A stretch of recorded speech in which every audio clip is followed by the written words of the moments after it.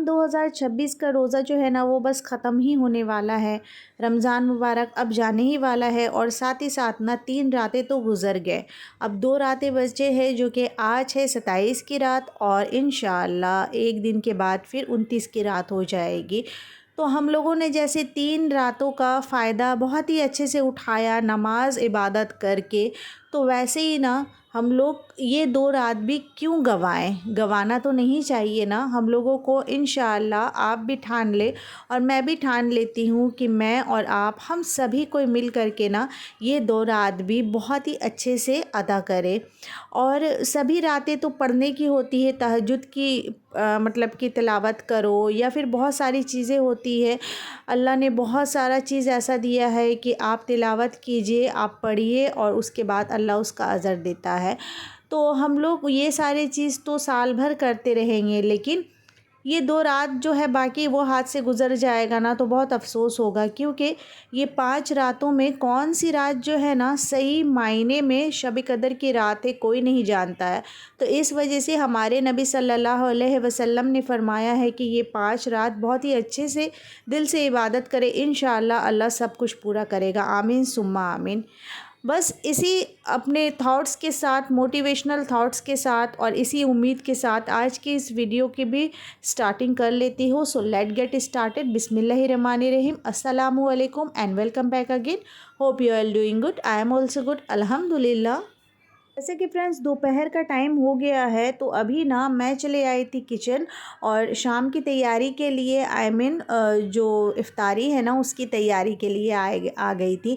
तो आज अल्हम्दुलिल्लाह बहुत कुछ बनाना है, जैसे कि ना आज पराठा बना लूँगी, पराठा के साथ टिकिया बनाना है, उसके बाद ये मिर्च के पकोड़े बनाने हैं और ना आप बस देखते रहिए और चिकन की भी कुछ आइटम्स बनाऊँगी। तो बस आप वीडियो में बने रहिए और देखते रहिए मैं क्या क्या बना रही हूँ।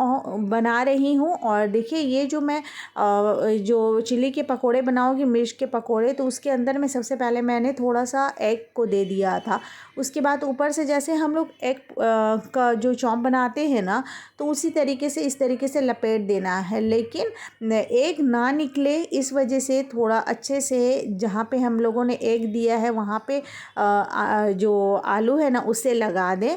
उसके बाद ज़्यादा आलू लगाने की ज़रूरत नहीं है। इस तरीके से अच्छे से दबा दबा करके हम लोग इसे फ़िक्स कर देंगे। फिर उसके बाद ना इसे ब्रेड क्रम्स में हम लोग मतलब कि अच्छे से ब्रेड क्रम्स इसके ऊपर लगा करके फ्राई करेंगे इंशाअल्लाह। तो फिर उसके बाद ना देखिए मेरा सारा जो चिली था ना उसमें मैंने अच्छे से फिल कर लिया है फिलिंग्स को। उसके बाद ब्रेड क्रम्स है और यहाँ पे मैदा और पानी का मैंने घोल रखा है। तो सबसे पहले मैं इस चिली पकोड़े को मैदा और पानी के घोल में डिप करूँगी। उसके बाद ब्रेड क्रम्स में डाल करके अच्छे से कोट कर लूँगी। करने के बाद ना इसे फ्रीज़ कर दूँगी। इसे फ्रीज़ कर दे कम से कम 3 से 4 घंटे के लिए। टाइम अगर है तो आप रात भर इसे फ्रीज़ कर दे। उसके बाद जब आप फ्राई करेंगे ना, फ्राई करने के जस्ट आधे घंटे पहले या 15 मिनट पहले आप निकाल दें। निकालने के बाद उसे फ्राई कर ले। बहुत ही मज़े का होता है, कुरकुरा क्रिस्पी सा आपका चिली पकोड़ा भी बन कर के रेडी हो जाता है। तो सारे लोग तो चिली पकोड़ा जो बनाते हैं ना तो उन लोग बेसन से बनाते हैं, पर मैंने सोचा कि चलो इससे ट्राई करते हैं और माशाल्लाह बहुत अच्छा हुआ था। तो ये बना लूँगी। इसे मैंने फ्रीज़ कर दिया। उसके बाद मैदे को मैंने लगा करके रख दिया था। जैसे कि मैंने आपको व्लॉग में दिखाया कि मैदा में मैंने थोड़ा सा चीनी दिया था, नमक, अंडा और तेल दे करके अच्छे से मिक्सअप कर लिया था। और हाँ, थोड़ा सा फूड कलर भी दिया था ताकि थोड़ा सा फीलिंग आ जाए रेस्टोरेंट वाला। पूरा रेस्टोरेंट वाला ही टेस्ट आया था इसमें। तो इस तरीके से सूखे आटे को लगा करके मैं बेल लूँगी। बेलने के बाद में आगे का प्रोसेस बस देखते रहिए आप मैं कैसे कर रही हूँ। और अगर आज का ब्लॉग थोड़ा सा भी पसंद आए, कोई भी रेसिपी या कोई भी मेरी बात आपको अच्छा लगे, तो प्लीज़ अच्छे से मतलब कि प्यारा से कमेंट्स भी दीजिएगा और लाइक शेयर सब्सक्राइब भी कीजिएगा। प्लीज़ आपसे रिक्वेस्ट है। तो फिर उसके बाद मैं यही कहना चाहती हूँ कि आज की रात भी इंशाअल्लाह हम लोग अच्छे से इबादत करें। और आज 27 का रात है, बहुत ही बड़ा मर्तबा है इन 5 रातों का। तो हम लोगों को गवा करके क्या फ़ायदा, क्योंकि जो साल भर रात तो हम लोग सो करके कटा देते हैं, लेकिन अभी जो हम लोगों को 5 रात, सिर्फ 5 रात उसका जो मौका मिला है, तो उसको तो सो करके नहीं गंवाना है ना, अल्लाह से मांगना है, गिड़गिड़ा करके मांगना है। आपको बस यही नियत करना है कि आपको कुछ भी चाहिए, जो भी आपके दिल की ख्वाहिश है, तमन्ना है, तो आप ना किसी और से नहीं, क्योंकि बंदे से कुछ नहीं होता है, अल्लाह ही सुनता है और अल्लाह ही इंशाअल्लाह वो आपका पूरा करता है। बस बंदा तो एक ज़रिया होता है। तो इसलिए बंदा के सामने में ना आप मतलब किसी भी इंसान के सामने आप हाथ ना फैलाए, बस अल्लाह के सामने एक बार आप रो करके मांगे, और उसके बाद आप देखेंगे कि क्या आपके साथ मिरेकल होता है, क्योंकि ना अल्लाह ही देने वाला है। बेशक अल्लाह ही सारे जो हम लोगों को प्रॉब्लम है, वो सारा प्रॉब्लम अल्लाह ही सॉल्व करता है। तो हम लोग दूसरे के सामने क्यों गिड़गिड़ाए, और दूसरों को मतलब कि अपने लाइफ को एक मजाक बना करके क्यों रख दे दूसरों के सामने। ऐसा बिल्कुल भी ना करे, क्योंकि दूसरा जो है इंसान, वो आपके लिए कुछ नहीं करेगा। अगर आपके साथ गलत हो रहा है ना, अल्लाह ना करे अगर किसी के भी साथ गलत हो रहा है, तो वो सामने वाला जो इंसान है बस आपकी हेल्प नहीं करेगा, आपकी मतलब कि सभी के सामने में आपकी बुराई करेगा।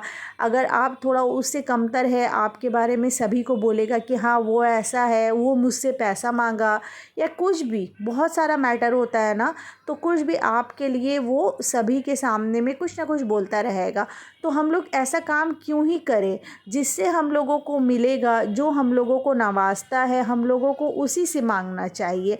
बेशक अल्लाह ही है जो हम लोगों को सारा कुछ पूरा करता है, और इंशाअल्लाह वो मतलब कि इतना रहम दिल वाला है ना कि सब कुछ सभी इंसान का पूरा करता है। बस वो छोटा सा चीज़ चाहता है कि अच्छे राह में चले, वो भी हम लोगों के फ़ायदे के लिए। अगर हम लोग गलत राह में चलेंगे ना, इसमें हम लोगों का ही नुकसान है, दुनिया से लेके दीन तक हम लोगों का ही नुकसान है। तो अल्लाह हमारे ही लिए चाहता है कि हम लोग ना अच्छा चीज़ करें, अच्छी काम करें।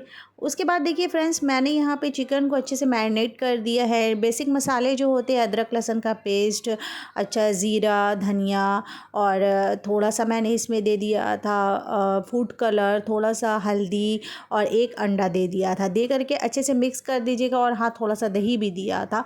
दे करके अच्छे से मिक्स करके ना इसे कम से कम 2 घंटे के लिए रेस्ट में रख दीजिएगा। उसके बाद इसका मैं पकौड़ा जैसे बनाऊँगी ना, वैसे ही आप बनाइएगा। बहुत बहुत ज़्यादा अच्छा हुआ था। तो इसका पकौड़ा मैं कैसे बनाऊंगी, जैसे इसको मैंने रेस्ट दे देना है। देने के बाद ना इसको एक एक करके उठाना है, अभी मैं व्लॉग में आगे दिखाऊंगी, आप देख लीजिएगा। उसके बाद ना वो जो ब्रेड क्रम्स थे ना, उसी में अच्छे से डिप करना है, कोट करना है, और उसे ना इसे भी हम लोग फ्रीज कर देंगे। और इसे भी हम लोग वैसे ही करना है, सेम चिली वाला प्रोसेस में ही करना है।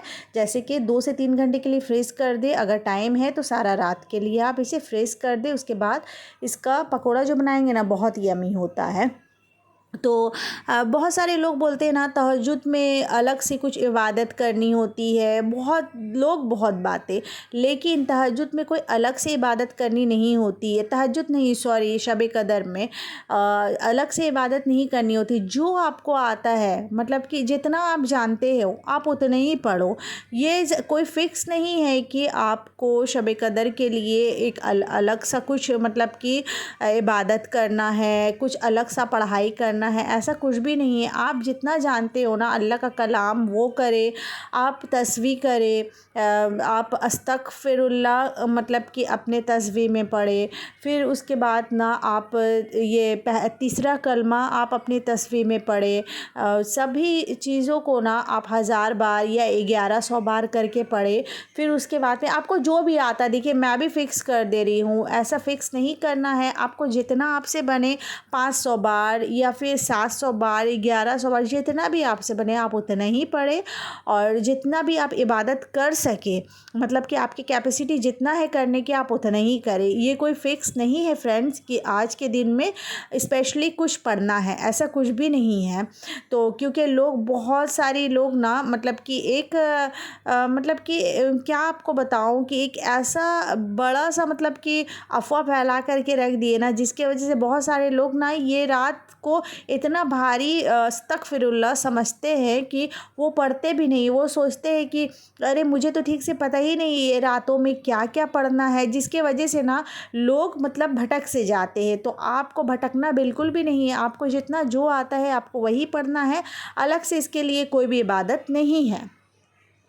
फिर उसके बाद ना अब सब कुछ जब पढ़ाई हो जाए, पढ़ने के बाद आप अल्लाह से रो करके दुआएं करें, आपकी जो दिली ख्वाहिश है वो अल्लाह से मांगे, वो अल्लाह से दिली ख्वाहिश को आप मतलब कि अल्लाह के सामने में रखें, तो इंशाअल्लाह आपका जो भी है ना मतलब कि पूरा हो जाएगा इंशाअल्लाह। बस आप लोगों के लिए मैं भी दुआ करूँगी, और यही उम्मीद करती हूँ कि आप अपनी प्यारी बहन के लिए, आप हमारे लिए भी, हमारी फैमिली के लिए भी आप लोग भी इंशाल्लाह ज़रूर दुआ करेंगे। आमीन सुम्मा आमीन।